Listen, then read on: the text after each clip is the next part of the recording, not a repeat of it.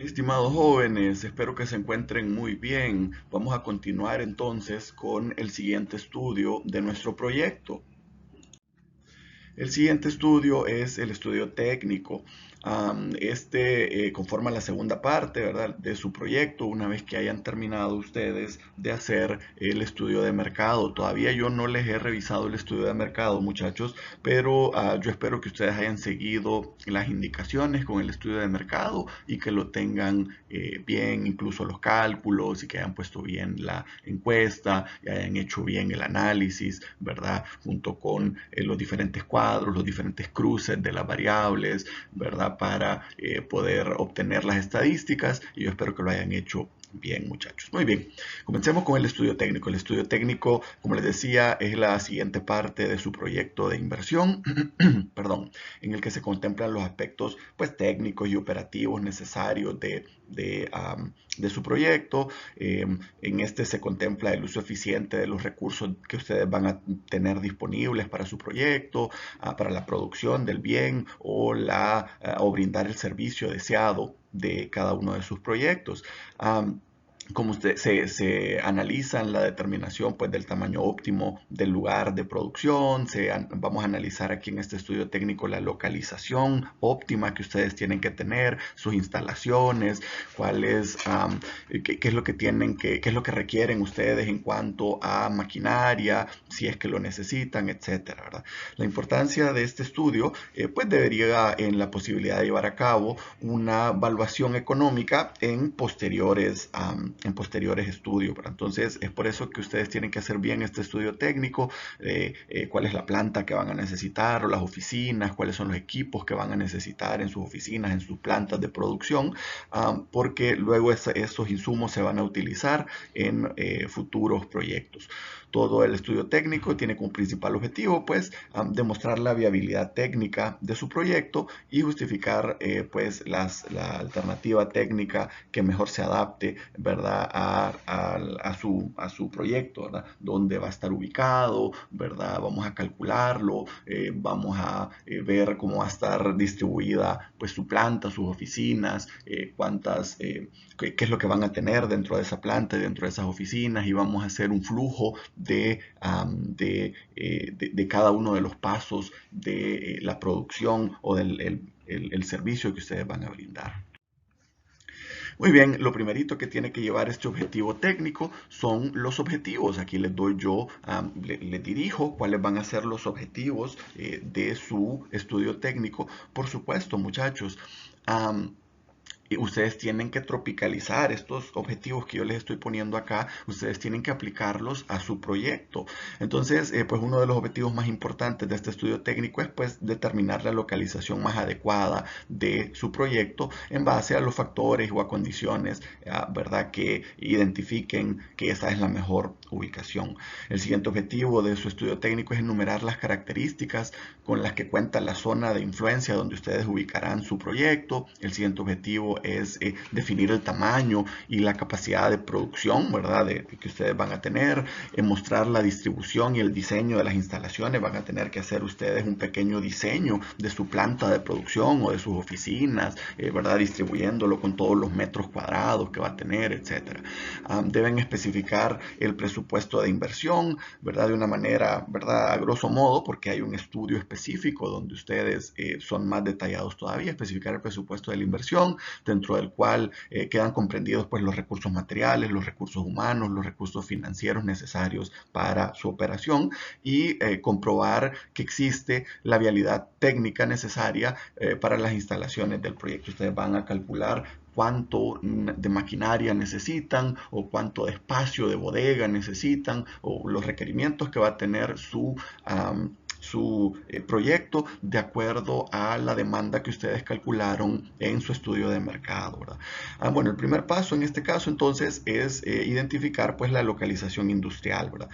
El estudio y análisis de la localización de un proyecto es muy útil para determinar pues el éxito o el fracaso. Muchos proyectos, muchachos, dependiendo de la ubicación que deciden, eso determina en gran parte el éxito de algunos proyectos de negocio. Si ustedes tienen una muy bonita tienda, por ejemplo, pero ustedes la tienen, no sé, ubicada en una colonia, en un callejón sin salida, donde no hay, ¿verdad?, acceso a parqueo, donde los vehículos no pasan constantemente, pues entonces, por muy bonito que sea, por muy, no sé, buenos precios o atractivo que pudiera ser su proyecto, pues no va a ser igual de exitoso si ustedes estuvieran, no sé, ubicados en una buena plaza, en un buen centro comercial, etcétera. Entonces, por eso la ubicación es muy importante, ¿verdad?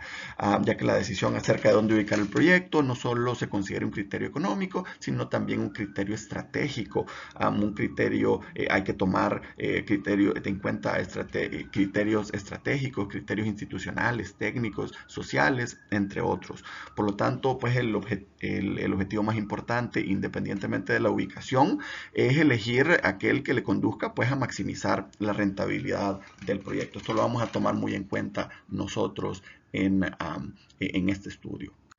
Muy bien, muchachos. En cuanto a la localización, hay dos grandes aspectos a identificar o a estudiar. Eso debería ser la macrolocalización. Ustedes van a trabajar en la macrolocalización de su proyecto. La macrolocalización tiene que ver con, pues, la zona donde va a estar ubicado ya sea su fábrica, ya sea sus oficinas, ya sean sus bodegas, ya sea donde va a estar ubicado su proyecto, en términos de en qué país va a estar ubicado, en qué departamento o en qué ciudad, ¿verdad? De manera macro, y ustedes tienen que explicar por qué, tienen que justificar por qué de manera detallada.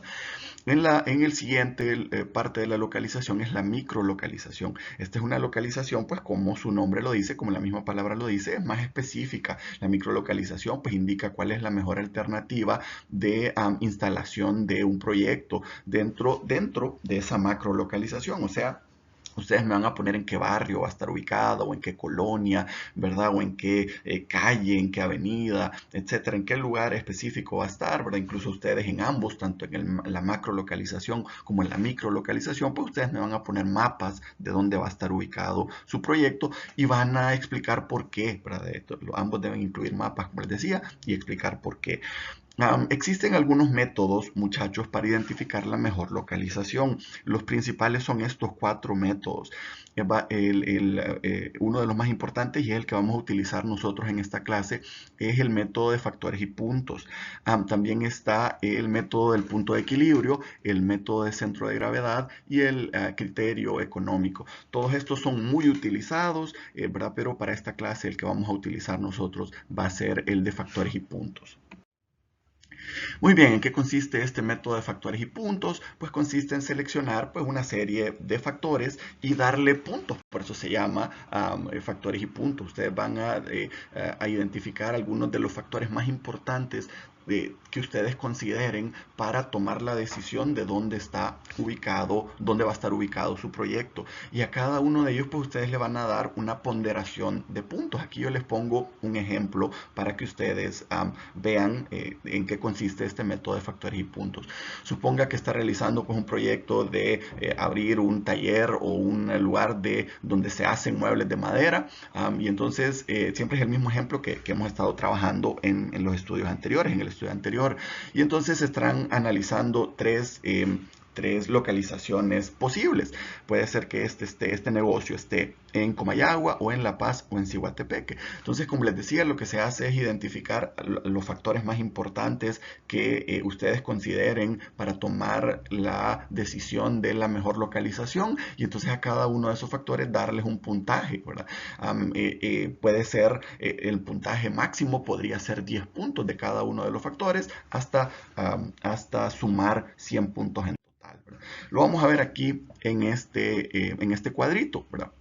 Lo que hicieron fue identificar en este eje de acá de la Y lo que identificaron fueron 10 puntos o 10 factores importantes que van a tomar en cuenta. Y a cada uno de esos factores le dieron una ponderación de 10 puntos.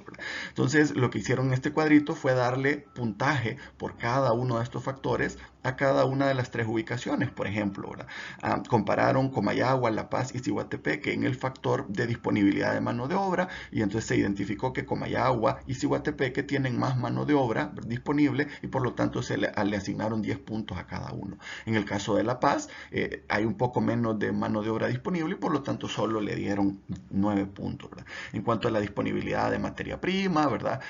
Se identificó cuál de las tres opciones tenía más disponibilidad y cuál tenía menos disponibilidad. En cuanto a acceso al mercado, ¿verdad? Si ustedes consideran que en Comayagua, en La Paz y en Ciguatepeque hay la misma disponibilidad de mercado, o en Comayagua hay más, o en Ciguatepeque hay más, cercanía de puntos de puertos o de aeropuertos, todos están cerca del aeropuerto, acceso, no sé, a luz, ¿verdad? Un flujo eléctrico constante, acceso, no sé, a internet de manera constante, vías de comunicación en buen estado, qué tal están las carreteras, ¿verdad? En los tres lugares, en cuanto a la seguridad, qué tan seguro, cuál de los tres lugares consideran ustedes que está más seguro, la facilidad para realizar los trámites legales, ¿verdad? De composición de las empresas, de pago de impuestos, etcétera, acceso a agua, ¿verdad? En algunos lugares, en algunas colonias, en algunos municipios, en algunos departamentos, en algunas ciudades es más complicada el acceso al agua potable, y entonces lo que hacen luego es hacer la sumatoria de cada uno de estos factores, ¿verdad? De la puntuación que se le dio a cada uno de los factores, siendo Ciguatepeque el que sacó el mejor puntaje, y por lo tanto, de acuerdo a este método, es Ciguatepeque el mejor lugar o la mejor ubicación para poner su proyecto de negocio.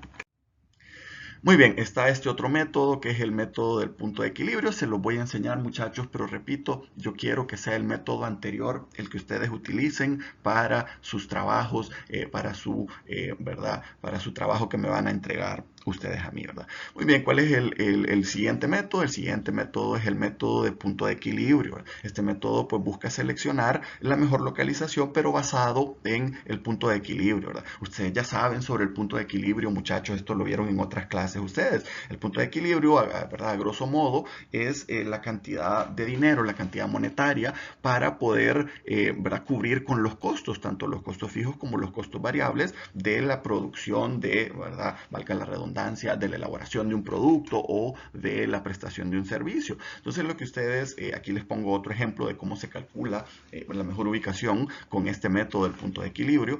Y entonces pues el ejemplo es que un inversionista quiere abrir una empresa fabricante de estufas y está analizando pues las mismas tres localizaciones, perdón, está analizando tres localizaciones. En este caso de este ejemplo pusimos otras localizaciones, pero puede ser aplicable también a las mismas tres ubicaciones del ejemplo del método anterior. Estamos comparando San Pedro Sula, Tegucigalpa y La Ceiba, y entonces se dice que el número de productos que necesitamos en base a la demanda, lo que necesitamos producir, son 5,000 productos al año, en base al cálculo de la demanda que ustedes ya hicieron para sus proyectos. Y entonces se dice que los costos fijos para las tres ubicaciones o las tres filiales son diferentes los costos fijos. Por ejemplo, para San Pedro Sula, el costo fijo por año es de 5 millones. Para Tegucigalpa, el costo fijo por año es de 8,5 millones. Y en La Ceiba, los costos fijos son 10 millones. Sin embargo, los costos variables son diferentes, ¿verdad? En San Pedro Sula el costo variable es de 2,000 lempiras por unidad producida. En Tegucigalpa el costo es de 1,500 lempiras por unidad producida. Y en La Ceiba los costos variables son de 1,100 lempiras por unidad producida. Claro, acuérdense que los costos variables tienen múltiples factores. Tal vez tienen, no sé, la materia prima más cerca, o no sé, diferentes factores. Tienen un aeropuerto más cerca, un puerto marítimo más cerca, etc. Entonces, por lo tanto, pues los costos variables son diferentes. Entonces, en este cuadrito ya se calcula, ¿verdad? Los costos fijos de cada uno de las tres localizaciones, se hace el cálculo de los costos variables, ¿verdad? En este caso, todas las fábricas tendrían que producir todas las ubicaciones tendrían que producir 5,000 unidades, y entonces se multiplica el costo variable de cada una de las localizaciones por el número de unidades que tienen que producir, y entonces da costos variables diferentes en cada una de las ubicaciones. Y entonces lo que se hace pues es sumar los costos fijos y los costos variables, y entonces para identificar cuál es la mejor ubicación. En este caso se identifica que salen, ya les voy a decir, salen 15 millones en San Pedro Sula, 16 millones en Tegucigalpa y 15 millones y medio si pusiéramos la filial en La Ceiba, y por lo tanto pues la mejor localización en base a este punto de equilibrio es la ubicación de San Pedro Sula. Muy bien, el siguiente método es el método de centro de gravedad, ¿verdad? Este método busca analizar una nueva localización o la apertura de una nueva sucursal de una empresa que ya existe, ¿verdad? Entonces, aquí ustedes tienen que, el centro de gravedad tiene que ver con la ubicación de las bodegas o de las fábricas ya existentes, ¿verdad? Estamos viendo la necesidad de construir otra fábrica, otra bodega, otra sucursal, ¿verdad? Abrir otra sucursal, y entonces estamos tomando de referencia las sucursales ya existentes, ¿verdad? Y entonces se necesita aplicar una fórmula para identificar dónde es la mejor ubicación de acuerdo al método de centro de gravedad. ¿Qué es lo que se hace? Aquí es un ejemplo de Supermercados La Colonia. Pucha, aquí no se mira muy bien, pero bueno, el ejemplo de Supermercado La Colonia, que ya tiene 4 sucursales anteriores y se está queriendo abrir una nueva sucursal de Supermercados La Colonia, y se está calculando de acuerdo, tomando como base las primeras 4 ubicaciones. ¿Qué es lo que se tiene que hacer entonces? Lo que se tiene que hacer es ubicar las coordenadas de dónde están localizadas cada una de las sucursales ya existentes, ¿verdad? Entonces existen coordenadas en cuanto a ¿verdad? En cuanto a dónde está localizada, están las coordenadas X y las coordenadas Y, ¿verdad? En este ejemplo. Entonces, una vez que ya hemos identificado dónde está ubicada en cuanto a las coordenadas, la sucursal de Tegucigalpa, la sucursal de Comayagua, la sucursal de San Pedro Sula y la sucursal de La Ceiba, entonces lo que vamos a hacer es meterlas en esta fórmula, ¿verdad? Estas fórmulas lo que hacen es analizar cuál sería la mejor coordenada X y la mejor coordenada Y para la nueva ubicación, tomando en cuenta las ubicaciones ya existentes. ¿Por qué? Porque si ponemos una nueva sucursal muy lejos de las sucursales anteriores, esto pudiera generar un problema, problemas de transporte, ¿verdad? Problemas de logística, problemas de que sea muy caro, ¿verdad? Comunicarse con esa otra ubicación. Entonces, por lo tanto, se le aplica la fórmula. Ustedes la pueden ver aquí abajo, cuál es la fórmula que se debe aplicar. Lo que se hacen es que se toman todas las coordenadas X, ¿verdad? Y se multiplican estas coordenadas X por la carga que se va a mover, ¿verdad? La carga que se mueve en cada una de estas localizaciones, ¿verdad? Y entonces lo que se hace es que se suman la multiplicación de la coordenada X por la carga, y entonces eso se divide entre la sumatoria de las cargas. Por aquí están las cargas y aquí está la sumatoria de las cargas, y aquí les da la coordenada X de esta nueva sucursal, y se hace lo mismo con la coordenada Y, ¿verdad? Lo que se hace es multiplicar la coordenada Y de cada una de las sucursales ya existentes por la carga que se maneja en cada una de esas sucursales, ¿verdad? Por ejemplo, aquí es 20 en la sucursal de Comayagua, que es la coordenada Y se multiplica por la carga que se transporta, que se maneja en esa localización, y se suman cada una de estas y se divide también entre la sumatoria de las cargas, y nos da la segunda coordenada. Esta es la mejor ubicación. Entonces lo que tenemos que hacer es ir a buscar en el mapa cuál es la coordenada 13.95 en X y cuál es la coordenada 20.35 en Y. Más o menos eso les va a dar como en Ciguatepeque o algo por el estilo, ¿verdad? Que sería calculada bajo este método la mejor ubicación que pudiéramos tener de esta nueva sucursal, de esta nueva filial. Bien, muchachos, y por último está el método del criterio económico. Este método es bastante más complejo, muchachos, ¿verdad? En este método ustedes hacen un análisis mucho más profundo de qué pasaría o cuánto gastarían si abren una localización en el centro de Comayagua, por ejemplo, y hacen un análisis completo, ¿verdad? Financiero, hacen, ¿verdad? Costo versus las ganancias que van a obtener, sacan el punto de equilibrio, luego sacan cuántas ganancias van a obtener, proyectan las ganancias a futuro, y luego hacen ese mismo análisis si pusieran esa misma sucursal en el Boulevard Romero Larios, por ejemplo, ¿verdad? Y entonces hacen todo el cálculo, ¿verdad? Y luego hacen ese mismo ejercicio si lo pusieran, no sé, en la carretera hacia Ciguatepeque, por ejemplo, o si lo pusieran en el centro de Ciguatepeque, o si lo pusieran en La Esperanza, ¿verdad? Y hacen todo un análisis, ¿verdad? Tomando en cuenta el criterio económico de manera mucho más profunda, ¿verdad? Tomando en cuenta cuánto tendríamos que invertir y cuál sería la rentabilidad. Este método es más complejo, por lo tanto no lo vamos a ver en la clase, ¿verdad? Y no, obviamente no lo vamos a utilizar, como les había dicho yo, el criterio que vamos a utilizar, el método que vamos a utilizar, mejor dicho, es el primero que les enseñé. Muy bien, vamos entonces ahora a platicar acerca de la siguiente parte de este informe, y en la siguiente parte pues ustedes tienen que identificar la capacidad de producción que van a tener, ¿verdad? El tamaño de un proyecto es pues su capacidad de producción, ¿verdad? Fíjense muchachos, la capacidad de producción que ustedes vayan a tener, vayan a calcular, vayan a trabajar, tiene que ser o igual a la demanda que ustedes calcularon o menor a la demanda, pero sería muy problemático, sería malo si ustedes calcularan, ¿verdad? Y construyeran en su proyecto o proyectaran, ¿verdad? ¿Verdad? Que en su negocio que ustedes van a producir más de lo que se les va a demandar. Eso pues no tendría sentido desde el punto de vista financiero, y entonces pues eso genera pérdidas ¿verdad? Más costos de almacenamiento y etcétera. Entonces ustedes tienen que producir de acuerdo a lo que ustedes calcularon de su demanda o menos de eso, ¿verdad?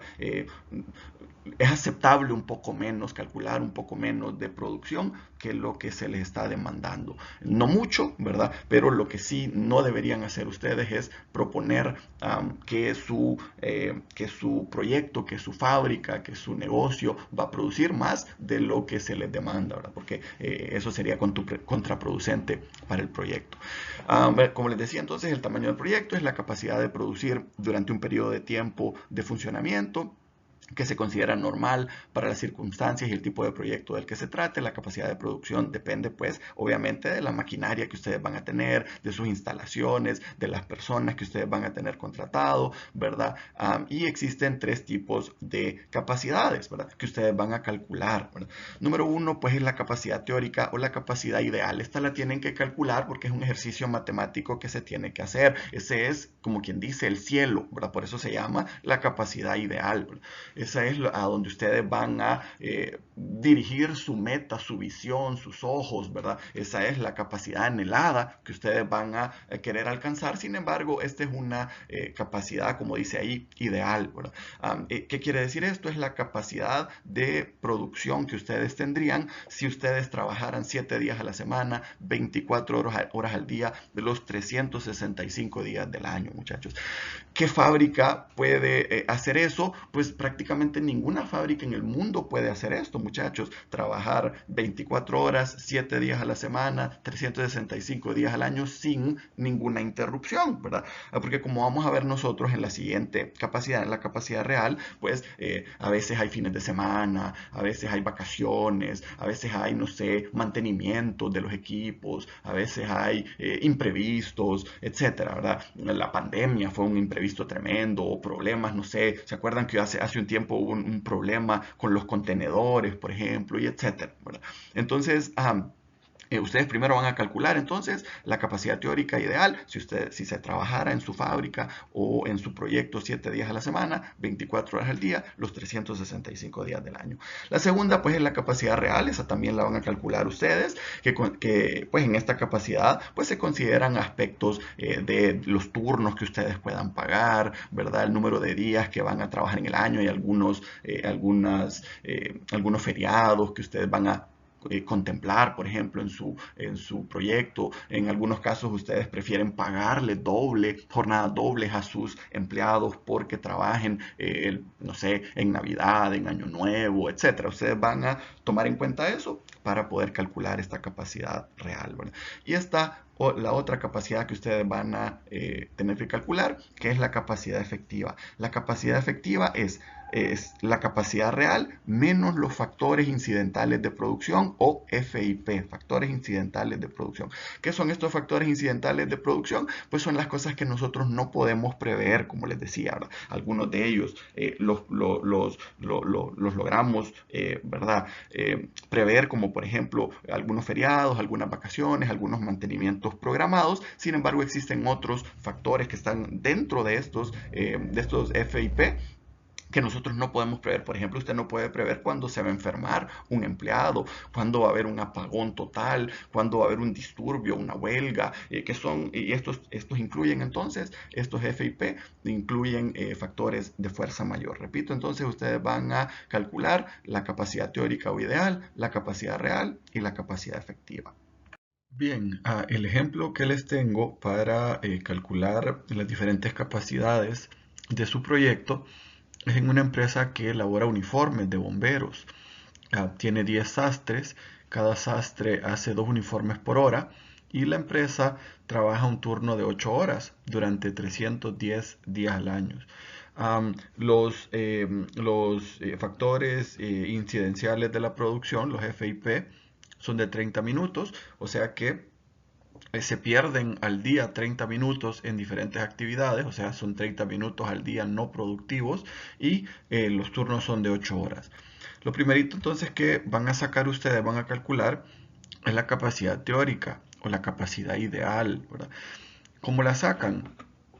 Ustedes pues toman los datos que se les da en el ejercicio y lo que tienen que hacer es multiplicar la cantidad de sastres, que son 10.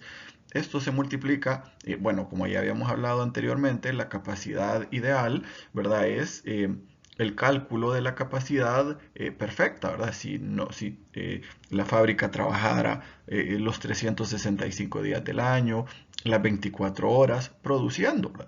Entonces lo que se multiplica son la cantidad de sastres, trabajando 24 horas, tomando 2 horas para realizar cada uniforme, y eso multiplicado por los 365 días del año. Pues la capacidad teórica o la capacidad ideal sería de 43.800 uniformes por año, ¿verdad? Sin embargo, pues esa capacidad solamente es de referencia, porque hay que calcular la capacidad real. La capacidad real serían se calcularían multiplicando los 10, que son el número de sastres. Eso se multiplica por 8, por las 8 horas de trabajo, ¿verdad? Porque la empresa solo es capaz de pagar empleados que trabajen 8 horas. Y estos empleados pues producen, como decía el ejercicio, un uniforme cada 2 horas. Entonces esas 8 se dividen entre 2 y se multiplica por 310, que son los días hábiles, los días laborables en el año que va a tener esta fábrica. Eso quiere decir que la capacidad real de esta fábrica es de 12.400 uniformes por año, ¿verdad? Sin embargo, todavía queda trabajar la capacidad efectiva, calcular la capacidad efectiva. Hay dos maneras de calcular la capacidad efectiva. Yo les recomiendo que utilicen esta primera forma de calcular la capacidad efectiva, y esa forma sería multiplicando el número de desastres, que son 10, por las 8 horas menos los 30 minutos, o sea que en realidad sería 7 horas y media, ¿verdad?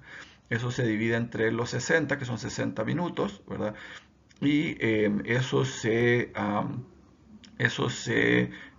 bueno, 30 entre 60, ¿verdad? Para darle 0.5, ¿verdad? Y dar que son 7 horas y media. Pero ya habíamos hablado que son 7 horas y media de trabajo efectivo, ¿verdad? Acuérdense que los trabajadores van al baño, que platican, que, no sé, revisan alguna máquina, que, no sé, se tardan más tiempo por alguna razón. Entonces se pierden más o menos unos 30 minutos al día. Eso se multiplica por los 310 días hábiles de trabajo, y entonces nos da que esta capacidad que tiene la planta, esta capacidad efectiva de la planta es de producir 11.625 uniformes al año, ¿verdad? También se puede calcular de la otra manera, multiplicando los 12.400 que calculamos nosotros en la capacidad real, y eso lo multiplicamos por 1 - 30, que son, ¿verdad? Que son los 30 minutos que dijimos de FIP, ¿verdad? Y entonces, que son de los factores incidenciales de la producción, y eso se divide entre 480. 480 es la cantidad de minutos en 8 horas, ¿verdad? Y entonces eso les da 11.625, lo mismo que la primera forma de calcular, pero ustedes pueden utilizar cualquiera de las dos maneras para poder calcularlo. Abajo yo les dejo otro ejercicio, ¿verdad? Sobre una empresa de refrescos de cola que tiene dos máquinas, ¿verdad? Y que estas máquinas embotellan diferentes refrescos que se están produciendo, ¿verdad? Entonces, para que ustedes apliquen estos cálculos y puedan aprender cómo se calcula tanto la capacidad ideal como la capacidad real como la capacidad efectiva, muchachos. Ese ejercicio de abajo de esta diapositiva lo van a realizar ustedes. Bien, muchachos, también van a tener que calcular entonces las instalaciones físicas que va a tener su empresa, ¿verdad? Se refiere pues a las instalaciones de la empresa que necesita para funcionar, tanto desde el punto de vista del funcionamiento administrativo como del funcionamiento operativo, ¿verdad? Además de incluir ustedes la distribución interna de las oficinas, de las maquinarias, del equipo que va a requerir su negocio, su empresa. Y entonces pues ustedes pues tienen que, en ese apartado ustedes van a poner cuál va a ser el área de sus oficinas, ¿verdad? Cuál va a ser el área de producción de su proyecto, de su negocio, ¿verdad? Cuál va a ser el área de bodegas, si va a haber más de una bodega, el área de parqueo, y ustedes van a diseñar todo esto, muchachos, en metros cuadrados, la distribución que va a haber, ¿verdad? Ustedes me tienen que entregar pues un esquema de esto, ¿verdad? La distribución interna de la maquinaria, la distribución interna del equipo, cuántos, por ejemplo, escritorios van a haber, cuántas sillas, si van a haber equipos de empaquetamiento de algún producto, si van a haber, no sé, diferentes equipos de procesamiento de alimentos, no sé, dependiendo de cada uno de sus proyectos. Ustedes van a poner todo esto en la distribución, van a poner planos de las instalaciones y planos de la distribución interna. Por supuesto, como nosotros no somos ingenieros civiles o arquitectos o diseñadores de interiores o ingenieros industriales, pues nosotros lo vamos a hacer de una manera un poco menos técnica, ¿verdad? Porque no somos ingenieros, pero eso no quiere decir que lo que vamos a hacer es que vamos a pues utilizar las herramientas tecnológicas que tenemos. Hay muchos programas o aplicaciones para celulares que les permiten diseñar este tipo de espacios. Pues ustedes me van a mostrar, me van a presentar planos de las instalaciones, planos de la distribución interna de su proyecto, ¿verdad? Luego, pues vamos a hablar acerca de los requerimientos de mano de obra directa que ustedes van a tener, ¿verdad? Recuerden que el requerimiento de mano de obra es de acuerdo al tipo de proyecto que ustedes van a implementar, ¿verdad? Si se necesita mano de obra, ¿verdad? Mecánicos, si se necesitan, no sé, ingenieros industriales, si se necesitan administradores, asistentes, secretarias, conserjes, etcétera, ¿cuál va a ser el requerimiento que va a necesitar su empresa? Muy bien, ahora lo siguiente es que ustedes tienen que trabajar en cuanto va a ser el requerimiento de materia prima que ustedes van a necesitar por cada uno de los insumos que produzcan ustedes, ¿verdad? Y van a tener que calcularlo, muchachos, ¿verdad?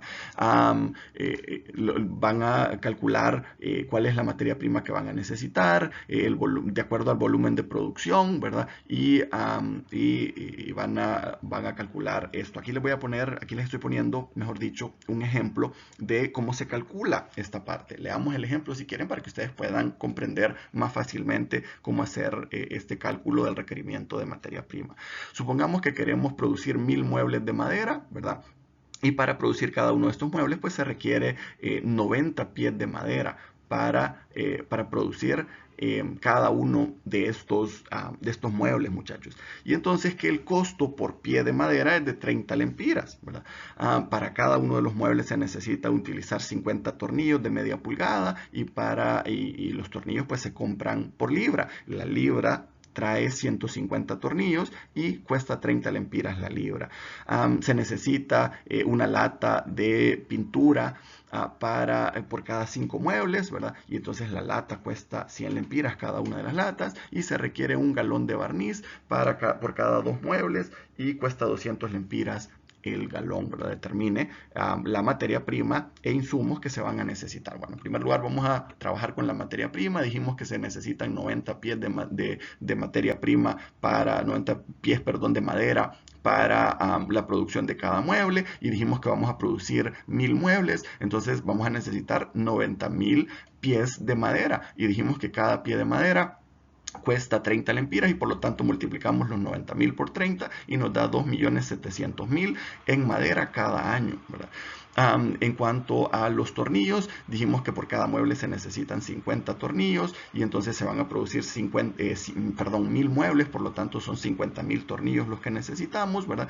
Y entonces aquí sacamos el costo unitario de cada uno. Recuerden que este costo se saca de identificar que se compran por libra los tornillos y cada libra tiene 150 tornillos y la libra de tornillos cuesta 30 lempiras. Esto nos da que el costo unitario por tornillo es de 0.20. Esta es una operación matemática facilita que ustedes saben hacerla, ¿verdad? Entonces multiplicamos los 50,000 tornillos que vamos a necesitar al año por los 20 centavos que cuesta cada uno de los tornillos y nos dice que en tornillos al año vamos a gastar 10,000 lempiras. En la cola, ¿verdad? O en el pegamento que van a utilizar para producir cada uno de estos muebles, se dice que vamos a necesitar punto 20 de cola, y entonces eso lo multiplicamos por cada uno de los muebles. Recuerden que se producen 5 muebles por cada lata de cola, ¿verdad? Entonces se necesita 0.20 latas por cada mueble para producir cada mueble, y esto se multiplica por 1000 y eso nos dice que al año vamos a necesitar 200 latas de cola, ¿verdad? Eso se multiplica por el costo de cada lata, que son de 100 lempiras, o sea que vamos a gastar 20,000 lempiras en la cola, ¿verdad? Y en cuanto al barniz, se dice que de cada lata de barniz se hacen 2 muebles, se barnizan 2 muebles, por lo tanto 0.50 de barniz por cada mueble. Eso se multiplica por los 1000 muebles que nosotros vamos a producir al año, o sea que se van a gastar 500 latas y cada lata cuesta 200 lempiras, por lo tanto vamos a gastar en barniz 100,000 lempiras al año, ¿verdad? Eso quiere decir que en los insumos, pues en madera se van a gastar 2.700.000 y en los otros insumos, tornillos, cola y barniz, se van a gastar 130,000 lempiras. Estos son los costos de materia prima que se van a hacer de manera directa en la producción de este proyecto, de este negocio. En este apartado, muchachos, ustedes van a tener que calcular, pues, ¿verdad?, qué maquinaria es la que van a necesitar y qué equipo de producción es el que van a utilizar ustedes en su proyecto. Como ustedes pueden ver aquí en el cuadro de aquí abajo, se detalla pues algunos de los equipos y maquinarias que se ocuparían, siempre siguiendo el ejemplo del taller de producción de muebles de madera. Entonces ustedes pueden ver el listado ahí de algunas de las maquinarias y equipos que se ocuparían para producir los muebles de madera. Cuántas sierras, por ejemplo, cuántos tornos, cuántas prensas, ¿verdad? Cuántas mesas de metal, etcétera. El costo unitario, y luego pues el costo unitario se multiplica por la cantidad de cada una de esas maquinarias y herramientas que van a necesitar. Y ustedes van a investigar cuánto sería más o menos la vida útil, perdón, de cada uno de esos equipos, porque luego en estudios posteriores, en el estudio financiero, vamos a calcular nosotros la depreciación. Lo mismito, muchachos, vamos a hacer con el mobiliario y el equipo de oficina. Vamos a calcular cuántos escritorios necesitamos, cuántas sillas ejecutivas, cuántas computadoras, impresoras, sillas de espera, cuántos archiveros, oasis, etcétera, ¿verdad? Aires acondicionados, etcétera, ¿verdad? Vamos a calcular qué cantidad, cuánto va a ser más o menos el costo unitario. Ustedes pueden irse a las empresas que venden estos artículos, ¿verdad? Y pedir cotizaciones y así construir este cuadrito ustedes. Luego sacar el costo total y luego ¿verdad?, investigar más o menos la vida útil de cada uno de esos equipos inmobiliarios de oficina también para en posteriores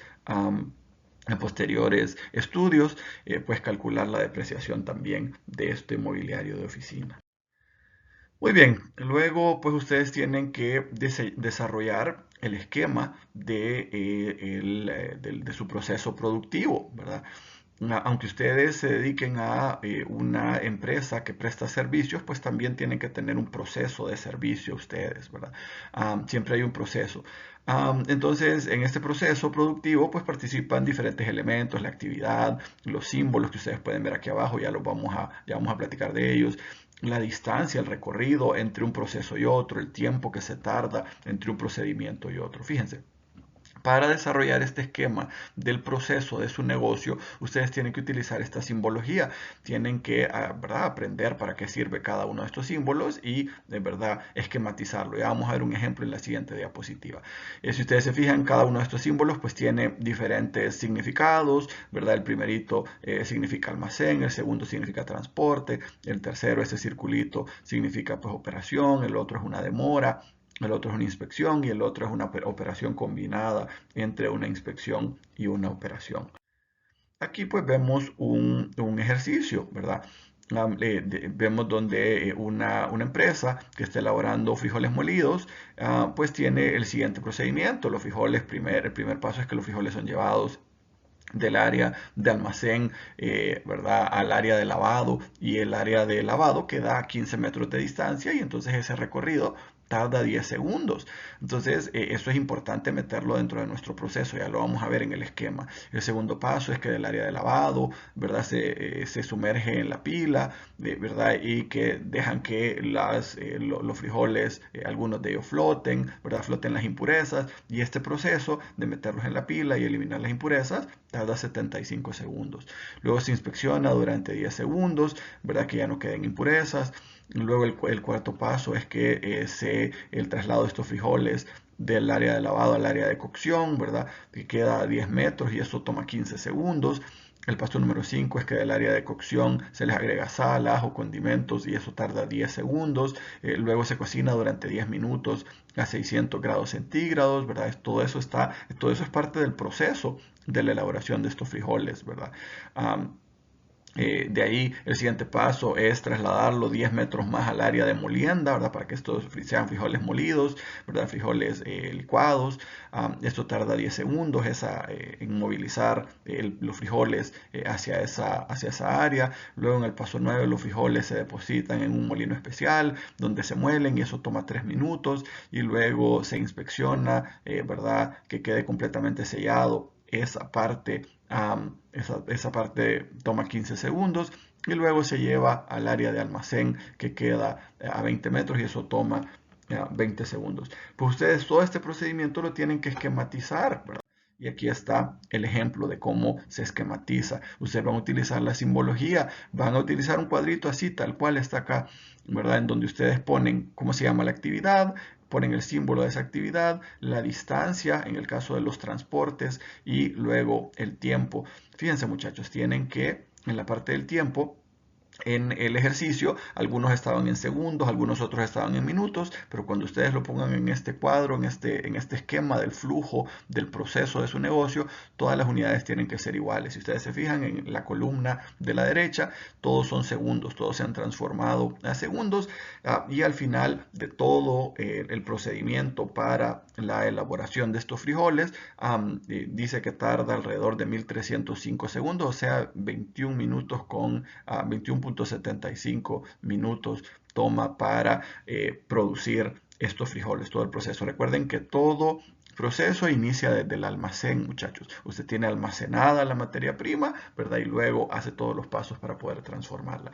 Fíjense, muchachos, no solo los proyectos de producción tienen este flujo, este esquema, sino que también los proyectos de negocios que prestan servicios también tienen un flujo de proceso. Entra el cliente, es atendido, ¿verdad?, se sienta en un área, ¿verdad?, es recibido por, no sé, un muchacho de recepción, luego es pasado hacia el vendedor, etcétera, ¿verdad?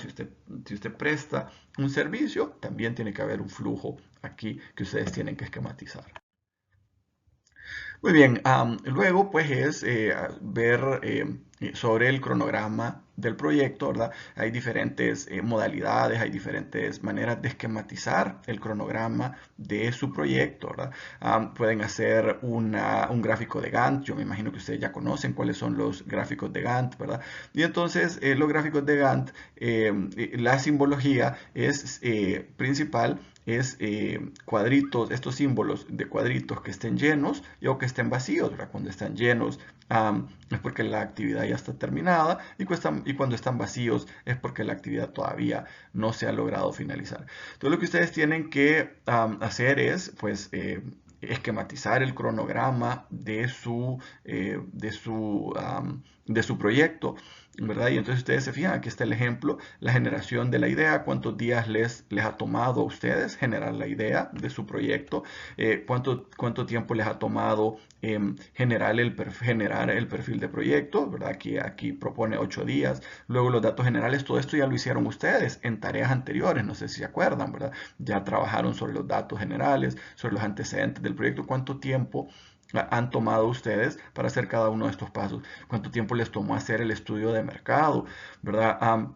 Ustedes más o menos hasta el estudio de mercado pues ya deben tener todos los símbolos llenos, porque eso lo que quiere decir es que ustedes ya realizaron esa actividad y todos los demás estudios pues tienen que aparecer vacíos porque ustedes van a comenzar a trabajar en el estudio técnico, luego en el estudio legal, luego en el estudio ambiental, el administrativo, el financiero, ¿verdad? Y eso les va a decir cuánto es el tiempo total que ustedes van a trabajar en este proyecto para que ya esté completamente listo el proyecto, ¿no? En esta parte es que ustedes van a entregar este cronograma.